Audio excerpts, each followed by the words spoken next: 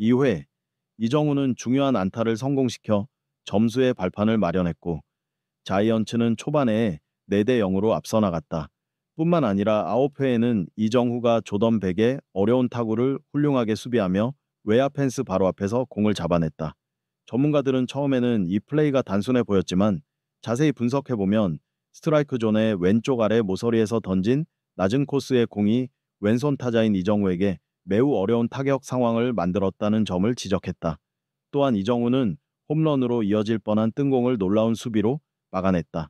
그렇다면 이정후가 전문가들과 팬들로부터 끊임없는 찬사를 받은 이 놀라운 안타를 성공시킨 비결은 무엇일까?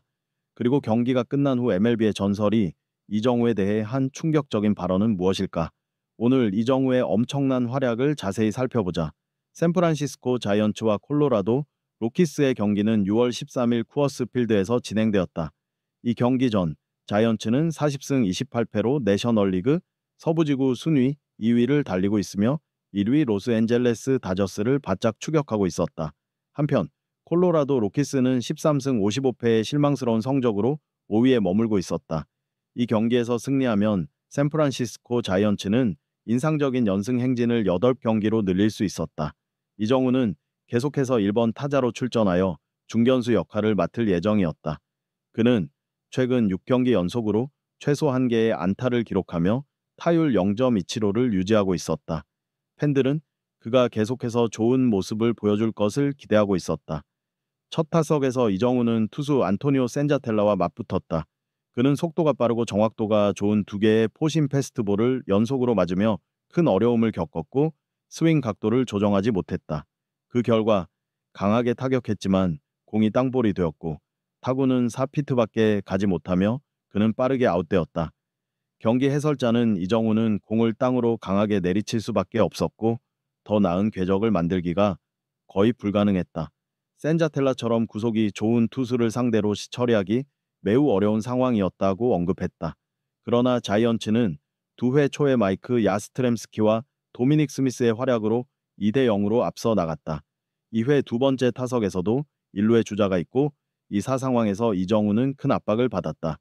첫 번째 투구에서 센자텔라는 78.9마일의 커브를 스트라이크 존의 바깥쪽 높은 코너로 던져 이정우를 거의 움직이지 못하게 하고 스트라이크를 잡았다. 두 번째 투구에서도 센자텔라는 스트라이크 존의 왼쪽 바깥쪽 낮은 코너로 시속 88.5마일의 체인지업을 던져 이정우의 실수를 유도하려 했다. 그러나 이정우는 뛰어난 대응력을 보였다. 그는 빠르게 스윙을 조정해 짧게 줄이고 공이 더 가까이 들어오기를 기다린 후 타격을 가했다. 공은 정확히 필드 중앙의 빈 공간으로 날아갔고 중견수 브렌튼 도일은 예상치 못한 상황에 당황하며 공을 처리하는 데 어려움을 겪었다. 공이 배트를 떠나자마자 이정우는 빠른 속도로 달려 첫 번째 베이스에 안전하게 도착했다. 전문가들은 이 플레이를 즉시 심층 분석했다. 그들은 이정우가 2가지 핵심 요소, 즉 빠른 관찰력과 유연한 타격 기술로 상황을 훌륭하게 해결했다고 평가했다. 센자텔라의 매우 어려운 투구의 이정우는 투수의 의도에 휘말리지 않고 드문 침착함을 유지했다. 강하게 치려고 시도하기보다는 스윙을 짧게 줄이고 공이 타격 존 깊숙이 들어올 때까지 기다린 후 가볍고 정확하게 맞췄다. 말한다. 이 조정 덕분에 이정우는 공의 방향을 잘 통제해 수비수들의 수비 범위를 벗어나는 완벽한 안타를 만들어냈다. 가장 어려운 순간에 침착함과 빠른 대응력을 발휘한 것이 이정후가 어려운 투구를 완벽하게 공략하고 자이언츠가 4대 0을 리드를 넓히는 데 기여한 비결이었다. 4회 세 번째 타석에서 이정후는 센자텔라의 변화구에 어려움을 겪었다.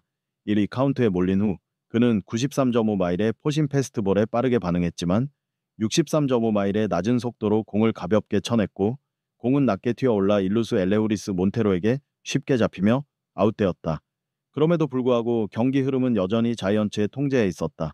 그러나 로키스는 4회 말에 점수를 4대 2로 좁혔다.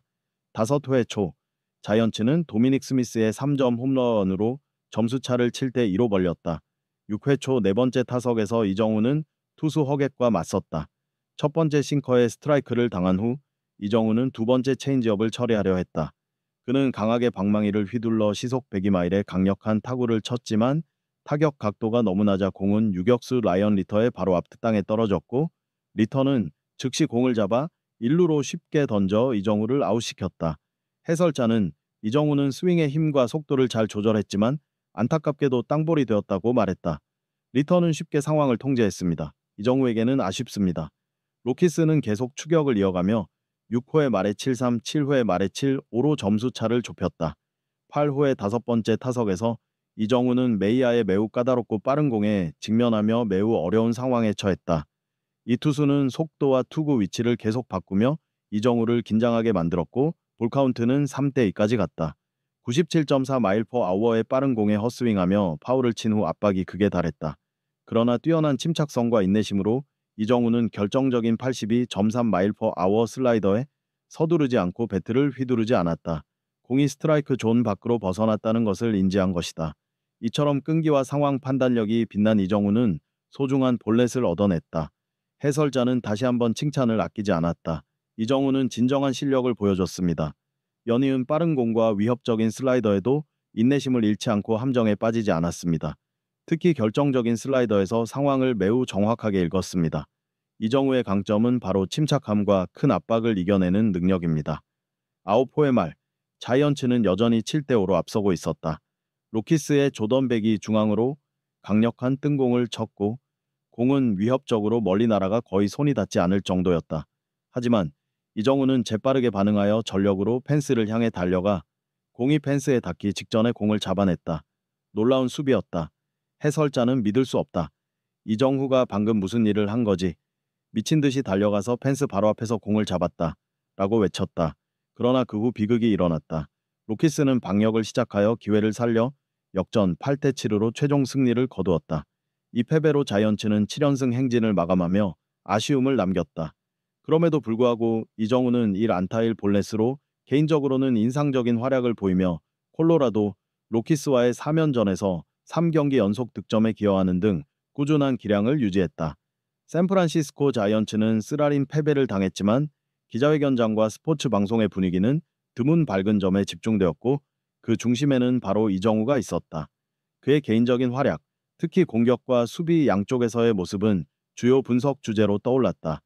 자이언츠의 밥 멜빈 감독은 최종 결과에 대한 실망을 감추지 못했지만 제자 이정우에게 특별한 칭찬을 아끼지 않았다. 패배는 언제나 받아들이기 어렵지만 특히 이런 좋은 연승이 끊기는 패배라면 더 그렇죠. 하지만 오늘 우리는 이정우의 진정한 모습을 보았습니다. 그는 공격에서 현명한 플레이로 기여했을 뿐만 아니라 9회 말의 수비, 그건 올 시즌 제가 본 가장 훌륭한 수비 중 하나였습니다. 그것은 결단력, 속도, 그리고 최고 수준의 상황 판단력을 보여줬습니다. 그게 바로 최상위 중견수에게 기대하는 것입니다. 홈팀의 감독뿐 아니라 야구계의 전설들도 침묵을 지키지 못했다. 팍스 스포츠의 전국 방송에서 경기 후 해설 프로그램에서 데릭 채터는 깊은 인상을 남기는 코멘트를 남겼다. 그는 이정우는 자이언츠의 리더라는 칭호에 걸맞은 선수이며 오늘의 경기는 그 사실을 다시 한번 분명히 증명했다고 말했다. 사람들은 홈런에 대해 많이 이야기하지만 두 회 어려운 공을 안타로 처리한 모습이나 8호의 볼넷을 얻기 위해 싸운 모습을 보세요. 그것은 작은 세부 사항이지만 큰 차이를 만듭니다. 제터는 이정우의 특별함에 대해 계속 분석했다. 그는 정말 놀랍고 경이로운 선수입니다. 그는 타격이 뛰어나고 매우 빠르며 수비도 최고 수준입니다. 9회 말에 그 수비는 단순히 속도만이 아니라 야구 본능에 관한 것이었습니다. 그것은 가르칠 수 없는 것입니다. 그는 모든 최상위 야구팀이 원하는 선수입니다. 그는 철학적인 결론으로 마무리했다. 이정우의 가장 위대하고 소중한 점은 자신의 모범을 통해 팀 전체를 이끌고 영감을 줄 수 있는 능력입니다. 패배한 경기에서도 그는 모든 플레이에서 최선을 다해 싸웁니다. 진정한 리더는 바로 그래야 합니다. 소셜미디어의 팬들도 같은 의견이었다. 수많은 댓글이 이정우의 활약, 특히 경기 마지막 수비에 놀라움을 표했다. 한팬은 그 수비를 보고 심장이 멈추는 것 같았습니다. 정말 믿을 수 없어요. 비록 패배했지만 제 마음속의 승자는 이정우입니다. 라고 썼다. 또 다른 팬은 한 경기 패배는 세상의 끝이 아니지만 우리 팀에 이처럼 싸우는 선수가 있다는 건 모든 경기에서 희망을 가질 수 있게 해준다고 댓글을 남겼다. 때로는 패배가 승리보다 더 많은 것을 말해주기도 한다. 로키스와의 경기에서 쓴 패배는 이정우의 대체 불가능한 가치를 더욱 부각시켰다. 그는 자신의 기여가 박스 스코어의 통계에 그치지 않고 경기의 흐름을 바꿀 수 있는 순간과 절대 포기하지 않는 투지에서 드러난다는 것을 계속 증명하고 있다. 그의 공격력은 단순히 타격만이 아니라 상대 투수에게 심리적 압박을 가하는 예술이며 동료들에게 기회를 창출하기 위한 인내심이다. 그의 수비력은 단순히 공을 잡는 것이 아니라 안타를 막고 상대팀의 득점을 저지하는 것이다. 이정우는 점차 자이언츠 플레이의 영혼이 되고 있으며 팀 전체의 플레이 스타일을 형성하는 인물로 지능적이고 끈이 있으며 끝까지 싸우는 선수이다. 이번 패배는 영광의 길은 결코 평탄하지 않다는 것을 상기시켜 주지만 이정우와 같은 리더가 있는 자이언츠는 믿을 만한 충분한 기반을 갖추고 있다. 이제 팀은 빠르게 경기력을 회복해야 한다. 가장 큰 도전이자 힘을 증명할 기회인 전통의 라이벌 로스앤젤레스 다저스와의 다가오는 시리즈가 바로 눈앞에 있다. 그곳에서 진정한 리더들의 역량이 가장 혹독하게 시험받을 것이다.